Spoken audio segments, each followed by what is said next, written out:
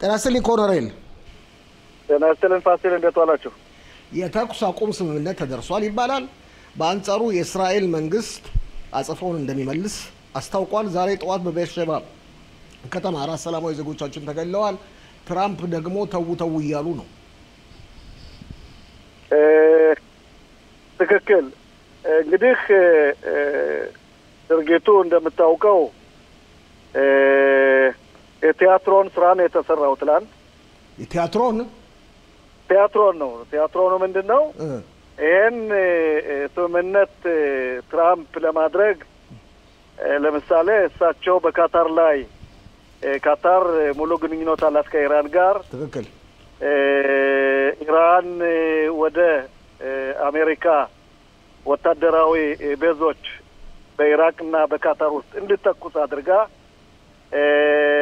ካርታ ጨምራን የላከችላቸው ነፃ ቦታ እንዲተኩሱ እስከዚህ ድረስ በእውነት ለተመልካቾቻችን ግለጽልኝ። አንዳንዶቹ በውጭ ሀገር የሚገኙት አክራሪ እስላሞች ተመልካቾቻችን እስራኤልና አሜሪካ ለምነው ነው የተኩስ አቁም ስምምነት የተደረገው እያሉ ነው።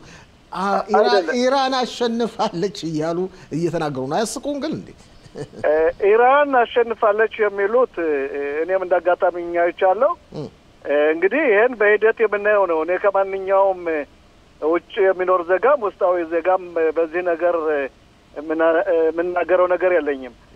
ድርጊቱ እንግዲህ ሲጀመር ኢራን ለ40 ዓመት የተዘጋጀችበት እስራኤልን ከምድረገጽ ለማጥፋት የሰራቻቸው ስራዎች ባጀት ሰጥታ፣ መሳሪያ ሰጥታ፣ ፋብሪካ መስርታ እንደ ሐማስ ላሉ በአዛ እንደ ሁቲም ላሉ በየመን ሂዝባላና ሱሪያ ለ40 ዓመት የመገበቻቸው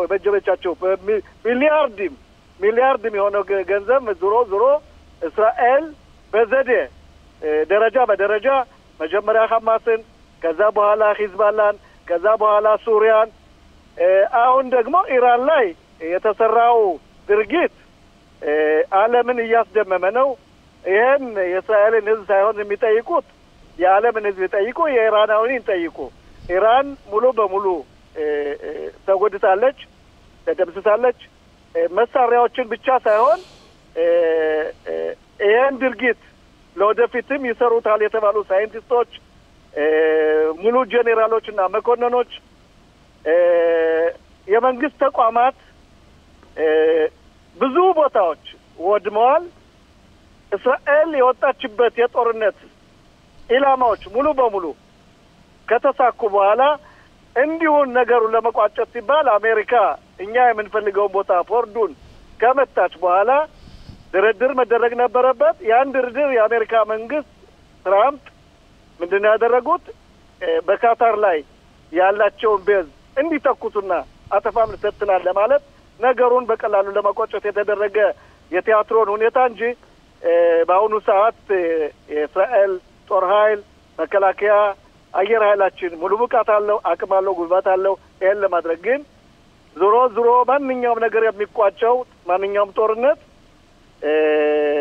በጠረጴዛ ዙሪያ ስለሆነ የተደረገው ድርጊት ለእኛ ይመቸናል። በአሁኑ ሰዓት እኛ የምንሰራቸውን ስራዎች ጨርሰናል ማለት እችላለሁ።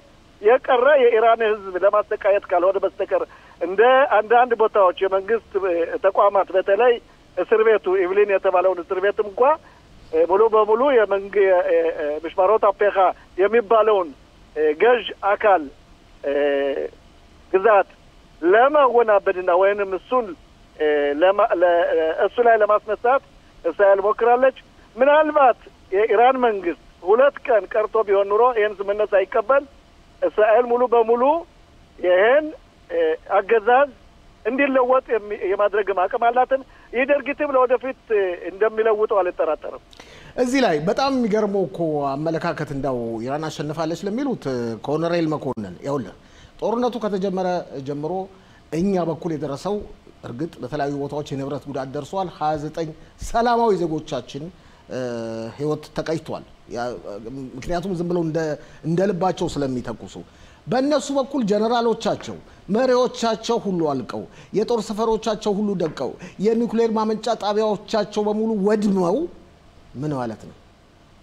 ታዲያ ይሄን ድርጊት በሙሉ ዓለም እያወቀው አንተ እያወቀው የእስራኤል ሕዝብ እያወቀው ይኸውልህ ይሄን ድርጊት ከማድረግ በፊት ታስቦ የነበረው ሌላ ነው።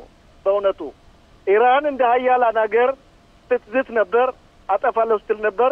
ግን የመከላከያና የእስራኤል መንግስት ይሄን ነገር ፕላን ሲያወጡ ከ3000 እስከ 6000 ሰዎች ይሞታሉ ተብሎ ነበር። ፕላን ሲወጣ ለጦርነቱ ለዚህ ለ12 ቀን ፕላን ሲወጣ አንድ ነገር ስታደርግ እንግዲህ መስፈርት አሉት። ጠላት ምን ያህል ሊጎዳኝ ይችላል ብለህ ታስቦ የነበረው ከ3000 እስከ 6000 ህዝብ ይሞትብናል ተብሎ ነው ከዚህ ጦርነት እስራኤል የወጣችው። ግን ዞሮ እንደምታየው ከቁሳቁስ በስተቀር እስከ ትላንት ድረስ 24 ነፃው ህዝባችን ሙተውብናል። ዛሬ 4 በቤርሸባ ላይ ተደግመዋል። በአጠቃላይ 28 ሰዎች ሲሞቱ ትንሽ የቆሰሉ ወገኖች አሉ። ቁሳቁስ ላይ በእርግጥ ኢራን በቴልአቪቭ ሆነ በቤርሸባ በተለይ በቤርሸባ አካባቢ እንዲሁም በሃይፋ አድርሳለች። ከዛ በስተቀር ግን ነገሩን ለማነጣጠር ስትሞክር የትኛውን ጄኔራል ነው የመታችው? የትኛውን የፖለቲካ መሪ ነው ኢራን የመታችው? እስኪ እሷ ከ27 በላይ የኒውክሌር ሳይንቲስቶችና መሪዎች ሲገደሉ ከ37 በላይ ጄኔራሎችና መሪዎች፣ የአየር ኃይል መሪዎች፣ የኢንቴሊጀንስ መሪዎች፣ ኢታማጆሮች ተከታዩ ሲሞቱ ይህን ያልሰማና ያላየ እውር ህዝብ ኢራን አሸንፋለች የሚልበት ምንም አይነት መስፈርት የለም። ስለዚህ ቆቆ እዚህ ላይ ሊመጣልህ ነው እንጂ ገለው ለአንተ ልጨምርልህ። ይኸውልህ የጦር ኃይሎች ኤታማዦር ሹሙ የጦር ኃይሎች የአብዮት ጥበቃው ኤታማዦር ሹም በሙሉ ጀነራሎች ሁሉ አይደል እንዲያለቁት ከኛ በኩል እስካሁን ድረስ እግዚአብሔር እየጠበቀ ነው። አንድም ፓይለት 1500 ኪሎ ሜትር በላይ የሄደ ሲደበድብ ምንም ጉዳት አልደረሰም። የእስራኤል አየር ኃይል፣ የእስራኤል ህዝብ፣ የእስራኤል መከላከያ ኃይል ይህን ነገር ለማድረጉ በፊት ከ20 ዓመት በላይ የተዘጋጀበት ነው። ስለዚህ ሙሉ ትጥቅ ነበረ፣ ሙሉ ዝግጅት ነበረ። እንዲያውም ባለፈው ጊዜ እንኳን ጠንቀስ አድርጌያለሁ። አሜሪካ ሁቲምን ለመደብደብ ስትገባ እንደ አጋጣሚ የእስራኤል መንግስት ለልምምድ ብሎ ሁቲውን ነገር ስለኛ ተውት ብሎ በየሰዓቱና በየጊዜው እየሄደ የባህር ኃይሉን ጨምሮ ይህን ዝግጅት ለማድረግ ያደረገው ድርጊት ልምምድ ለመውሰድ ነው። ኢራን ለመሄድ ኢራን ላይ በየሰዓቱ ከ60 ተዋጊ አየሮች በላይ እየተንዣበቡ ለ12 ቀን ያህል ምንም አይነት ጉዳት ሳይደርስ ምንም አይነት ችግር ሳይደርስ በፈለጉት ቦታ ተንቀሳቅሰው የኢራንን ሀገር ተቆጣጥረው የኢራንን መንግስት ተቋማት ደብድበው አውድመው መጥተው አሸንፈዋል የሚባል አባባል ተቀባይነት የሌለው፣ እውነቱን የሚያውቅ ያውቀዋል። እኛ ከማንም ጋር ንትርክ አንገባም። ካልሆነላቸው ሳተላይት አውጥተው ምን እንደተጎዳ ይጠይቁ። እንደዚህ የሚሉ ሰዎችም ነገሩ ስላልገባቸው እንጂ ይሄን በእውነት አንዳንድ አንጨብጫቢዎች እስራኤልን የሚያወዱ ህብረተሰቦች ካልሆኑ የዓለም መንግስታት በሙሉ ይሄን ነገር ያውቃሉ። ስለዚህ ከማንም ጋር እኛ የምንጣላው የለም፣ የምንነጋገረው የለም። የሰራነው ስራ ለእኛ በቂ ነው። ምንም አይነት ጉዳት አልደረሰም በእስራኤል ላይ። አንድም ጄኔራል፣ አንድም ኮሎኔል፣ አንድም የኒውክሌር መሪ አልተገደለም። አልፎ ተርፎ ምንም አይነት የሆስፒታል ሰራተኛ እንኳን አልሞተብንም። ተመስገን ጌታ እግዚአብሔር በቸርነቱ እስራኤል ስለሚጠብቃት ይህ ድርጊት ነው የተደረገው። ኢራን አሸንፋለች የሚባል አባባል ተቀባይነት የሌለው ጭራሽ ከእውነት የራቀ መሰረታዊ ቢስ ነው። እዚህ ላይ ቡችሎቿስ ለረጅም ዓመታት ያህል ያጠራቀመቻቸውና ያስታጠቀቻቸው ሁቲም ጭምር ሁቲም የሂዝቦላ ቡችሎች በኢራቅ የሚገኙት ሚሊሻዎች የጠፉ አለቀ እኮ። እስራኤል ደረጃ በደረጃ የሰራችው ስራ በሆሊውድ ፊልም ይደረጋል ብዬ አምናለሁ። ለ40 ዓመት የኢራንን ህዝብ ገንዘብ እየነጠቀ የአያቱላው መንግስት የአያቱላው ግዛት ሚሊያርዲም ከሂዝቦላ ላይ ደፍቶ ደጀን ይሆነኛል ያለው ከናስራላ ጀምሮ ተንኮታክቶ አበቃ። ከዛም በሱሪያ በኩል እገባለሁ አስገባለሁ ያለችው መሳሪያ ሱሪያ እንዲያውም ዛሬ ከእስራኤል ጋር ሰላም ፈጥራለሁ እያለች ነው። በሐማስ በኩል ለ20 ዓመት የሰራው ድርጊት ዋሻዎቹን፣ መሳሪያዎቹን፣ አለቃዎቹን ኢስማኤል ሃኒያን፣ ዴፍን፣ መሐመድ ሲንዋርን፣ የሕያ ሲንዋርን ተቀማ።